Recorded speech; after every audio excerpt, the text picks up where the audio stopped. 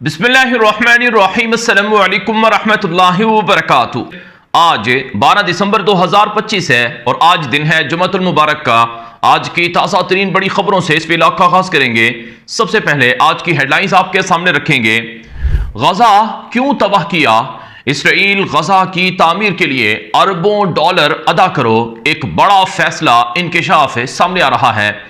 तुर्क फौज गजा का कंट्रोल संभालेगी, अमरीका गजा में आलमी फौज को लीड करेगा। इसराइल गजा में तुर्क फौज की मौजूदगी से लरज़ उठा है। इसराइल गजा से निकलना होगा, ट्रंप ने एक नया ऐलान करके इसराइल को मजीद परेशान कर दिया है। दूसरी तरफ फलस्तीन की जमीनों पर कब्जा बंद करो, फलस्तीनियों के घरों को डिमोलिश करने से बाज आ जाओ। अमरीका की सेनेट का बड़ा फैसला सामने आया है। और फिर नाज़रीन किराम, इसराइल के अंदर इस वक्त बायरून नामी एक खौफनाक समुद्री तूफान से हालात काफ़ी गड़बड़ हैं।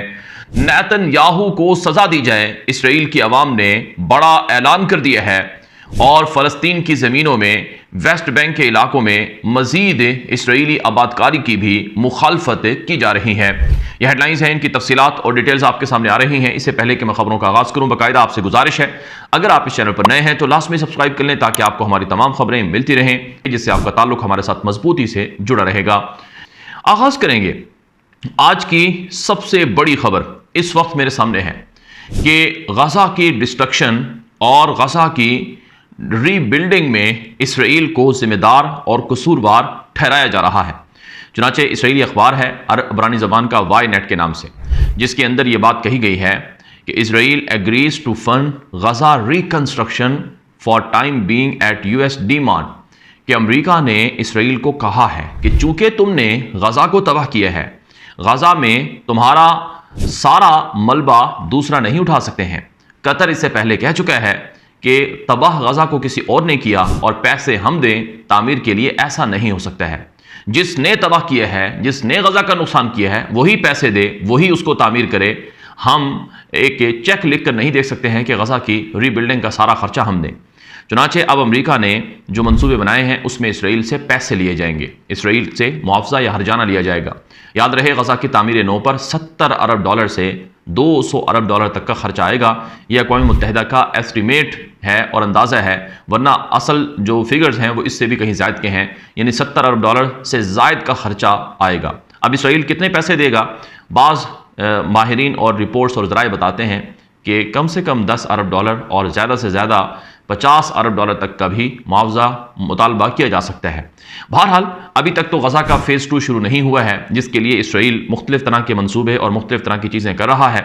और फ़ेज़ 2 अभी तक अमली तौर पर प्रैक्टिकली शुरू नहीं हो सका है, लेकिन 2026 के आगाज़ में अमेरिकी सदर ट्रंप ने कहा है कि वो फ़ेज़ 2 शुरू करवाएंगे। अब एक और ख़बर देख लें कि गजा में तुर्क फ़ौज आ रही है। ये खबर मेरे सामने है इसराइली मीडिया इजराइल हायोम की, जिसमें लिखा हुआ है कि तुर्की इसराइल के एतराज़ और वीटो के बावजूद अपनी फ़ौजों को गजा में भेजने के लिए पूरी तैयारी कर रहा है। और तुर्की अमेरिका से प्रेशर डलवाए हुए है कि उनकी फ़ौज गजा में आकर रहेगी। और तुर्की गजा में अमन और सिक्योरिटी के नाम पर अपने पंजे गाड़ना चाहता है, जो कि इसराइल के लिए बड़ा चैलेंज है और इसराइल के लिए बड़ा खतरा है। तुर्कों को गजा में नहीं आने देना चाहिए, ये इसराइली मीडिया इजराइल हायोम की आज की ताज़ा रिपोर्ट है। इसी तरह से एक और खबर देख लें। दी टाइम्स ऑफ इसराइल नामी इसराइली मीडिया लिखता है कि अमरीकी मीडिया एक्सियोस ने बताया है कि ट्रंप इंतज़ामिया गजा के लिए बनाई जाने वाली इंटरनेशनल स्टेबलाइजेशन फोर्स के सरबराह के लिए एक 2 स्टार अमरीकी जनरल को लीड के तौर पर या लीडर के तौर पर मुतय्यन करने का मंसूबा रखती है। अमरीकी सफ़ीर बराए अक़वाम मुत्तहिदा माइक वॉल्स ने इसराइली वज़ीर आज़म नेतन्याहू को बताया कि अमरीका ISF को और उसकी क़यादत को खुद लीड करेगा और जनरल बहुत संजीदा है जो इस ओहदे के लिए मुंतखब किया जा रहा है। अमरीकी क़यादत के बावजूद अमरीकी फ़ौजी गजा में डिप्लॉय नहीं होंगे। जी हाँ, ये बात खुद अमरीका ने वाज़ेह कर दी है कि हमारी फ़ौज गजा में नहीं होगी। अलबत्ता जो अमरीकी फ़ौजी जनरल है वो इस स्टेबलाइजेशन फोर्स की क़यादत के तौर पर मुतय्यन हो सकता है, ये इस रिपोर्ट में बताया गया है। याद रहे, इसराइल आलमी फ़ौजों को गज़ा में आने से रुकवा रहा है और इसराइल का मुतालबा है कि आलमी फ़ौजें गज़ा में तब आ सकती हैं जब वो हमास से लड़ें, उनसे असला लें, हथियार लें, उनकी सुरंगें ख़त्म करें। लेकिन मिस्र ने, तुर्की ने और बाकी देशों ने इस मामले से इनकार कर दिया है कि हम लड़ने के लिए नहीं, हम तो वहाँ अमन व अमान के क़याम और बरकरार रखने के लिए, मॉनिटरिंग के लिए आ रहे हैं। अमरीकी हुकूमत ने इसराइल पर जोर डाला है कि वो गज़ा के उन इलाकों को छोड़ दें जहां येलो लाइन के नाम से बॉर्डर बनाकर रखा हुआ है। आधा गज़ा इसराइल के पास है। जो आधा गज़ा इसराइल के पास है, इसे छोड़ने का मुतालबा अमरीकी हुकूमत ने भी कर दिया है। अमरीकी हुकूमत ने इसराइल से मुतालबा किया है कि तुम अपनी फ़ौजें गज़ा से निकाल लो, गज़ा छोड़ दो। जो आलमी स्टेबलाइजेशन फोर्स है वो यहाँ गज़ा का कंट्रोल संभाल लेगी और अमरीकी फ़ौजी कमांडर खुद इस आलमी स्टेबलाइजेशन फोर्स की क़यादत करेगा। तुम्हें एतराज़ नहीं होना चाहिए।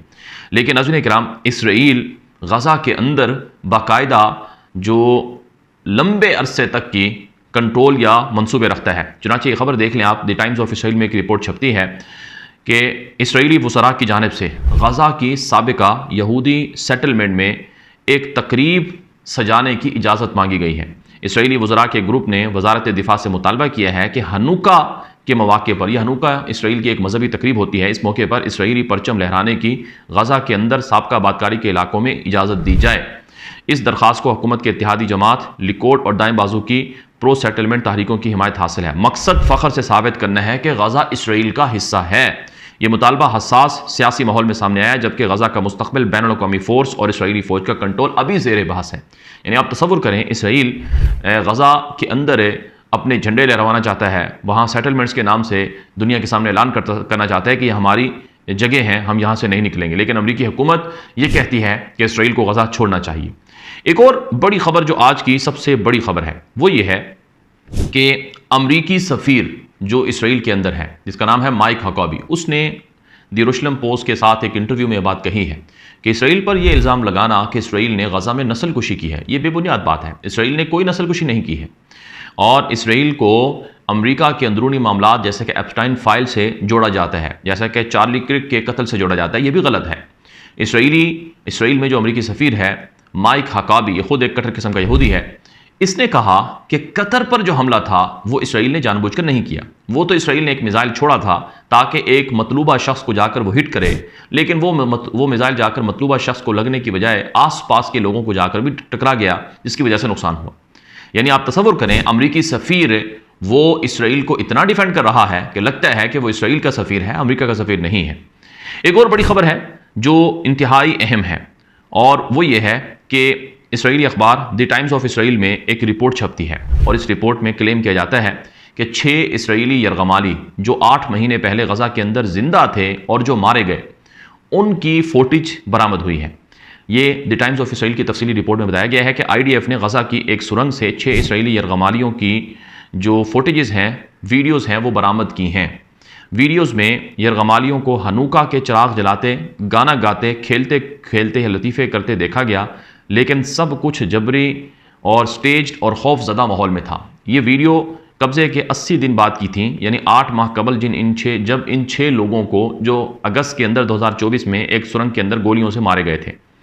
इस वीडियो और फुटेज के सामने आने के बाद जो ख़ानदान के लोग हैं वो शदीद तनकीद कर रहे हैं कि अगर इसराइली फ़ौज चाहती और इसराइली हुकूमत चाहती तो उनके जो हॉस्टेजेस थे ये ज़िंदा वापस आ सकते थे, लेकिन इन्होंने वहाँ लड़ाई को मोल लिया और उसकी वजह से हमारे लोग मारे गए। याद रहे कि रफ़ा के अंदर इसराइल की फ़ौज के ऑपरेशन की बड़ी मुखालफत की गई थी। नेतन्याहू को आज भी इस वजह से तनकीद का सामना है कि उसने गज़ा में इसराइली हॉस्टेजेस जो ज़िंदा गए थे उनको भी ऑपरेशन की वजह से उनकी हलाकतें बर्दाश्त की और उसका सारा ज़िम्मा इसराइल के वज़ीर आज़म के ऊपर डाला जा रहा है।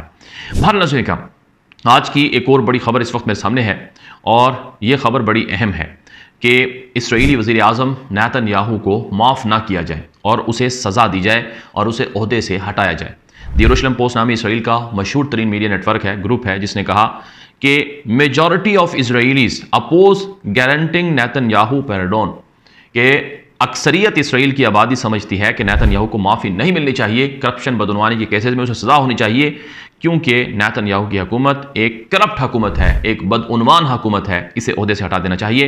ये इसराइली अखबार ने ऐलान किया है, जिससे बात वाज़ेह हो रही है कि नेतन्याहू का इक़्तिदार ख़त्म होने जा रहा है और अवाम उसे पसंद नहीं करते हैं, वो ज़बरदस्ती इक़्तिदार से चिमटा हुआ है। द टाइम्स ऑफ इसराइल में एक और रिपोर्ट छपती है कि एक सर्वे सामने आया है जिसके अंदर जो इसराइल की अक्सरियती आबादी है वो ये कहती है कि फ़लस्तीन के वेस्ट बैंक के इलाकों में 841 मिलियन डॉलर का बजट रखकर मजीद सेटलमेंट्स का बनाना ये बहुत ख़तरे की बात है। यह तनाव और कशीदगी को बढ़ाने का मंसूबा है। याद रहे, इसराइली मुतशद्दिद वज़ीर ख़ज़ाना समुत्रिश ने हालिया इसराइली बजट में 840 मिलियन डॉलर से ज़ायद की रकम रखी ताकि फ़लस्तीन के इलाकों में मजीद इसराइल के यहूदी आबादकारों की मनसूबाबंदियाँ की जा सकें और मजीद यहूदी बस्तियाँ बसाई जा सकें। इसकी मुखालफत इसराइल के अंदर से भी की जा रही है, लेकिन नेतन्याहू के जो मजबूत या कट्टर किस्म के इत्तेहादी हैं वो इस मामले से पीछे हटने को तैयार नहीं है। एक और बड़ी खबर है और वो ये है कि आखिरी इसराइली होस्टेज की डेड बॉडी के हवाले से जो जगह है वो पता चल गई है। एक इसराइली कैदी की लाश बाकी है जिसको गजा से लाया जाना है, उसकी लोकेशन ट्रेस हो गई है, ये बात सामने आ रही है। इसराइल के अंदर खौफनाक किस्म का तूफान आया हुआ है और इस तूफान ने काफ़ी तबाही मचाई हुई है। इमरजेंसी और हंगामी इकदाम किए गए हैं। एक शख्स के मारे जाने की इतलात हैं जबकि कुछ के जख्मी होने की इतलात हैं और घरों में, इलाकों में, बस्तियों में पानी दाखिल हो गया है। शदीद बारिशों की वजह से और समुद्री तूफान की वजह से सूरत हाल काफ़ी गड़बड़ है। जैसे इसराइल के अंदर हालात हैं उसी तरह से गजा के अंदर भी सूरत हाल है, क्योंकि वहाँ बारिशों ने खैमों के अंदर घुसकर तबाही मचाई है और गजा के अंदर भी छोटे छोटे बच्चे शदीद सर्दी की इन बारिशों की वजह से अपनी ज़िंदगियों से हाथ धो रहे हैं। बहुत बुरी सूरत हाल है जिस पर पूरी दुनिया से अपील की गई है कि गजा की सूरत हाल में रोल प्ले किया जाए। एक और बड़ी खबर है कि अमरीकी सेनेट के अंदर, बल्कि अमरीकी कांग्रेस के अंदर एक बिल सामने आता है जिसमें 25% से ज़ायद जो कांग्रेस के अरकान हैं उन्होंने कहा कि नेतन्याहू फ़लस्तीनियों के घरों को तबाह करने से बाज आ जाए। वेस्ट बैंक के अंदर फ़लस्तीन के इलाकों में जो इसराइल की फ़ौज और यहूदी आबादकारों की तरफ से फ़लस्तीनियों के घर गिराए जाते हैं उनको रोका जाए और वहाँ पर जो जराइम हैं उनको भी रुकवाया जाए, क्योंकि इससे अमन व अमान और मशरक़ वस्ता में अमेरिका के लिए सूरत हाल गड़बड़ हो रही है। ये अमेरिकी सेनेट, अमेरिकी कांग्रेस के अंदर ये मुतालबात सामने आए हैं।